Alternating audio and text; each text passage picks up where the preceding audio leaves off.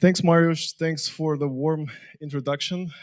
Yes, my name is Dimitri. I'm with Data AI. We used to be called a penny before, if that logo doesn't ring a bell. But surprisingly not, we're going to talk more today about the market. So what happened last year, what we're going to expect in the coming years, and what we can do, what strategies supposed to work, and what we all can do to leverage the trends that we see. So yeah, without further ado, the high-level plan for today would be the following. So we're gonna start top-down, high-level, state of the market 2022. Then we're gonna dig a little bit deeper into specific subgenres and subcategories of gaming, primarily, but not gaming a little bit. And then we're gonna find if there's an overarching trend, like which games are actually going in the opposite direction, which ones are bending the train, and which strategies can you pursue uh, to replicate their success in a way. Starting with the high level, as I promised. So this is the data from the latest report that we just dropped last week. So it's called State of Mobile. It's the report of the year that we release on the annual basis. So you'll find definitely more coverage in this report if you want to take it offline. But this is basically where we stand when it comes to the grand schema of mobile. So the most important pieces of this would be the following. So the engagement that we saw growing in the past several years is still there. So we surpassed, like in the mature markets, more than 5 hours of screen time per day, which is significant, which is like roughly a third of the awake time. And this is very good. So it's good for us as an industry, and maybe not so good for like us as human beings, but that's trend still there. So we had a steep increase when the COVID hit, but this trend is persists year over year to 2021, and this year is no exception. So 5 hours, that's a significant number. When it comes to mobile consumer spend, I will dedicate a few follow-up slides to that. It's more kind of a flat-ish, declining in some places, but in the overall growth perspective, like the number of downloads is definitely growing, and this trend again is with us for several years in a row. So we crossed like 255 billion of downloads, which is quite an astonishing number. It affects gaming and non-gaming as well. So this is where we stand as an industry. Now let's dig a bit deeper. So let's look at the engagement numbers by key markets. And as I said before, there are some markets in Southeast Asia that actually surpassed 5 hours, so they're even higher in engagement. But the more tier one Western markets that everybody focus on when it comes to gaming is definitely in the ballpark of 5 hours. And as you can see, like year over years, pre-COVID, 2019, 2022, the trend is quite obvious. So we had a huge bump on the first lockdown period, and it's here to stay. So that's good news for everybody. So people are using their phones more and more, and that's could not be any better for any kind of publisher these days. Now looking specifically at the consumer spend at the top and at the downloads at the bottom. So looking at pre-COVID and last year. So we can see the progression in the past 3 years, and as we can see, we did manage to fully, stay on the same level of last year when it comes to consumer spend, and there are obvious headwinds associated with that explain it, like deprecation of IDFA, recession in some places, or other events affecting. But that's the reality. So unfortunately, we had a little bit of a dip last year when it comes to consumer spend, but growth-wise, in the number of first-time downloads, the number is still growing. So as you can see, it's plus 6 billion over just last year versus the previous year. And overall, the growth is very significant. Yeah. So the volume is there. And what are the main drivers? If we can highlight any particular games or any particular success stories of the last year, so there are obvious blockbuster launches happened last year. So it's Apex, It's Diablo Immortal. It's Genshin Impact that again continued their success journey.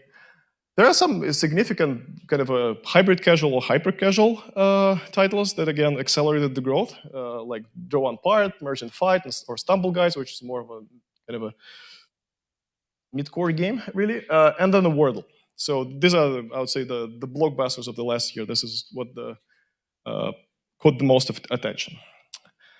Now, moving next, if we're talking about the kind of the billionaire club and who's actually whose revenue was affected the most, and when we see this dip when in the consumer spend on the previous slide, who has actually got the hit?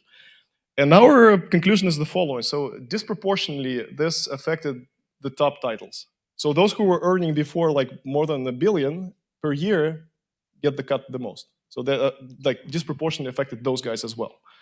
So if you're a mid-sized developer, I mean, you managed to probably go around that. So you're not affected that much. So that's the statistics that we see. And year over year, as we can see, the progression is quite clear. There are more titles that are earning above 10 and above 100 million. So although 100 million is a bit flattish year over year, 2021 versus past year.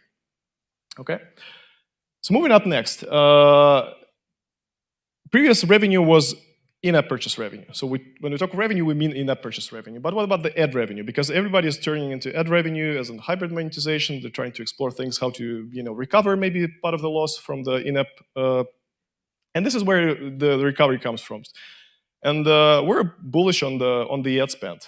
We project the next year that the growth will be decelerated. But that said, it was quite significant for the past 5 years already, and therefore, even though it will be growing at a slower pace, we still project the ad revenue to increase next year. So the 2023 figure, we project at least like 7.5% growth year over year. Whilst if we look at the consumer spend, our realistic expectation that it will be at best flat, realistically minus 3%. That's our forecast, like overall, when it comes to in-app purchase, consumer spend, gaming and non-gaming for the next year. Okay, and the headwinds we all know that. So IDFA and all the privacy-related changes make it much harder, especially for the games, to hunt whales, and that affects the consumer spend for sure. So, and there are strategies to actually work around that. Yeah, this is the reality that we all live in, unfortunately. But there is hope, and there are strategies that work even in the absence of this precision targeting that used to be the mainstream previously. Okay. Now looking at the non-gaming, just a quick side turn from the previous conversation. So. Are there any kind of a growth pockets that exist in the non-gaming space? And the answer is yes. Like despite all the turbulence on the market, there are subgenres that growing and kind of bucking the trend despite all the headwinds. Surprisingly, a lot, even some classic ones like file management, utility apps. I mean, those find their own space. I mean, despite all the economic downturns, people still download antiviral software, file managers, believe it or not, and things like that. So that thing exists, and even year over year is growing. So that's the thing. And I'm not even talking about the mainstream trends that we all see, like short videos is growing in engagement and growing in revenue. But this is out of scope. I mean, I'm talking about the more practically addressable growth pockets for a normal publisher. Yeah. And this is what we see. So yeah, so they exist, and we're happy to assist you with the research and just to finding those growth pockets. But there's definitely space for you to squeeze in with your own product and just to grow. Just one of the example is kind of a cleaner and antiviral type of apps. Like surprisingly not, you'd see significant growth, and it's just a global trend. I mean, some of those apps are disposable by nature, so you just download the app, clean something, and then you delete it altogether, and the next time you install yet another one, which is similar to the previous one. But the point is that growth-wise, it's like it's very significant. And year over year, plus 73%. Think about it. Is those apps have been there forever. Like, I mean, there's nothing new, nothing fancy about it. Okay. And then there are some trends that are more regional. That some like growth in the VPN space, or some public sector, like public services apps. There, I mean, you probably cannot address those markets, but even in the traditional utility space, you'd see something like downloads or personalization apps, some wrappers, wallpaper type of apps. So there is room. There is room for growth for sure. Yeah, and now getting back on track with the gaming, because I would assume that the majority of the folks here would be from gaming. This is the breakdown when it comes to downloads over genres over here, and then subgenres below. This is the worldwide picture, and these are the top genres by downloads. And as you can see, some the most impressive titles from the last year, and if they're growing or shrinking year over year. So this picture pretty much stays the same. So hyper casual is still growing. So despite all of that, despite all the curses and bad projections, it's still there. It's still growing. It's changing the shape a little bit. So more hyper casual games with in-app purchase monetization are available on the market. So more of a hybrid casual-ish games, more with a more sophisticated gameplay are there. And even from our region, there are a lot of games on this chart that are outstanding when it comes to engagement in the hyper casual space. Racing games, for example, yeah, I mean, they drive almost a casual level of engagement with the pretty straightforward and easy to digest gameplay. So, and if I can highlight something that is not growing on this chart from the downloads perspective, they'll be shooting games. And there are regional twists to it. Obviously, I mean, India was banning some of the titles last year, but overall, I mean, this genre was faced significant growth in the past years, and now it's more, it's more on the plateau, right? So it's not dropping; it's significant. It's just -% more or less. So it's marginal, but it's still flattish. Whilst the rest, the top 8, are growing. Yeah. And if we look at the same picture, but from the consumer spend perspective, as you can see, the colors when it comes to growth are a bit different. So in here you see the different types of trends. So and I would say if I had to highlight what's causing the downturn when it comes to consumer spend in mobile games, there'll be Asian RPG games definitely felt the cut, unfortunately due to the changing regulations in China and especially on the App Store side. Whilst there are other genres that are, thanks to the blockbuster launches, faced a significant uptick. So consumer spend doesn't look as consistently growing as it was for downloads, but there are some opposing trends over here. And the blockbuster I've highlighted a few slides before. Okay, now let's speak about practical, maybe examples and practical strategies. So what works? We did a collaboration report with Deconstructors of Fun in December last year. And with this report, we're asking ourselves, like, okay, what's happening on the higher level in core, mid-core, and casino, and what kind of strategies are successful titles used to maybe overcome all the headwinds that are coming. And we're gonna be focusing. We're gonna go one by one, just starting with casual games. Are there any genres that are particularly interesting and outstanding when it comes to bucking the trend? And there are. So one of them is Merge. So out of all the match games, Merge is the most competitive. There's a much higher number of newcomers in this genre. And even what we call like mainstream titles in this genre are still creative. So for example, one title which is, again, bucking the trend is Merge Mansion. And our belief is that it's due to the fact that they invest in narrative, both in creatives and in game design as well. And it's consistent. So, and they're driving very clever user acquisition tool. Let's put it this way. Uh, the second genre that I would like to highlight is idle games. Surprisingly enough, it was like idle was there for a while. There's nothing new in idle, in a way. But last year there was a quite a significant uptick from the consumer spend and downloads perspective. There are some titles we know and love, like for example, Golden Goblins and others. Some of them are IP driven, and I would like to highlight The Office and RuPaul's by East Side Games that are use IP in the idle in a clever way, just to drive awareness and user acquisition. Uh, and then moving on to the next, from the casual to hyper casual, as I told before, there are two trends that I would like to highlight. So one is that the number of titles that have IP to it is growing year over year. So this is what we and others call like a hybrid casual. So the monetization is not that simple than it used to be. It's not only ad driven, period, but it's more of a balanced approach, especially for the ones that have a higher engagement.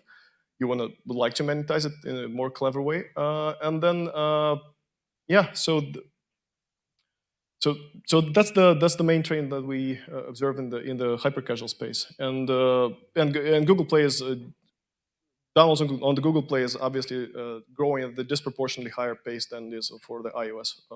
Again, thanks for the privacy regulations that have been implemented on other platforms. So that's the high level on the hyper casual. And finally, let's move into mid-core games. So the blockbusters that I've highlighted before were Apex Legends, Diablo Immortal. Interesting thing would be to look at the Genshin Impact again, because the reason that it's bucked the trend in our perspective that the launch was very well prepared. They launched on all platforms at once, and it's a one-of-a-kind launch experience, and the gameplay is probably raised the bar for any mid-core game in the industry. Like the way the game plays and is just astonishing, and the coordination level was very impressive. So Genshin Impact is definitely worth following. And if you look at how much time will it take for a game to reach a certain level of consumer spend, the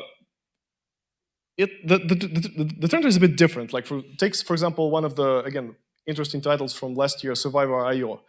They've been soft launching this game for a while. That's why you can see that it took like significant, almost like a half year, just to go through to get through the up grossing charts worldwide. Whilst, for example, Diablo was out of the way, hitting all the top charts wherever they launch, whether it be China or Western markets. So yeah, so the majority of games take a while, even if they're not that core, like Diablo, for example. But Survivor is one of those examples. But when they nailed the gameplay and the monetization, it just skyrocketed through the roof. Like starting August last year, yeah, that's what we see.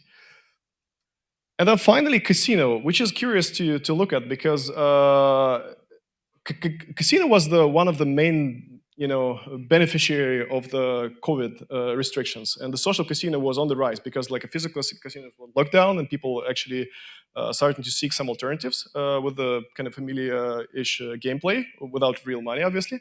And we were expecting, honestly speaking, that the casino as a genre will take a hit significantly with all the consumer spend and the IDFA. But surprisingly not, they managed to find a way to keep engaging with the same audience. I mean, it sticks. People do play this stuff regardless if COVID restrictions were lifted years ago. So it's not the case anymore. But people still stick. So that's interesting. I wouldn't even highlight any particular game. It's just the genre overall is just bucking the trend. That's the point. So Casino is an interesting example to follow. Yeah. And then finally, speaking of opportunities, like what are the strategies that you might consider implementing to buck the trend for your game? And the first one is be creative. That's no surprise. So even like huge titles like Roblox turn into actually understanding in depth, like whom are they targeting from the social demographic profile, and doing creatives in maybe a not so expected way. Yeah. So like me in real life, me in Roblox are targeting young females. So they're pretty precise and pretty persistent with their creative efforts. So this is one of the trends that you might pick up. Just so worth maybe this year researching more when it comes to consumer preferences, how they see them playing, how people, other people, how they want to get perceived them playing the game, and therefore adapting the creative and testing creatives accordingly. So this is the recommendation. Yeah. So the second strategy would be, surprisingly not, to leverage IPs.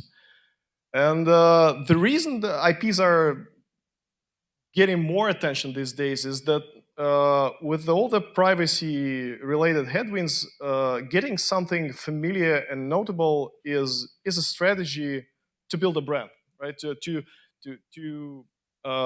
Instead of relying so much on the performance marketing, use more of a like a branding approach, where if the nature of IP fits the gameplay and the marketability is there, this is something that would potentially help you scale the game from the user acquisition. And these are the top charts for the most popular IPs out there. So building one is tough, and we have to acknowledge that. But leveraging one is not that tough, although it requires some rigorous testing and for the marketability for your specific gameplay and for your markets, for sure. But IPs is one of the strategies that many bigger publishers consider these days, for sure. And then finally, look beyond US iOS. So that's the final one. So because it might seem obvious, but there are pockets of growth outside the US, right, where everybody laser sharp, focusing their user acquisition. Everybody's competing at its max. Therefore, CPI is through the roof, and you have hard time breaking even with the most sophisticated gameplay out there. But growth pockets do exist, and localizing and adapting the game, even from the culture perspective, to some regions, the way they play, maybe the way you run live ops for certain events, makes sense. It's worth doing, and it's worth maybe reconsidering from both game design, live ops, and user acquisition. Just again, diversify a little bit, just to get the ROI that you would like to this year. That's the final one from my side. If you haven't done this before, so I would definitely recommend reading at least this one. If you want to read one report per year, that's the one, right? So the state of mobile is there, so it's out. Yeah. And if you want to get up to date on the mobile, we have the app, which is free to use. You can download. You can get some benchmarks on the phone. So it's called Pulse. So yeah. Thank you. Thanks, Marge.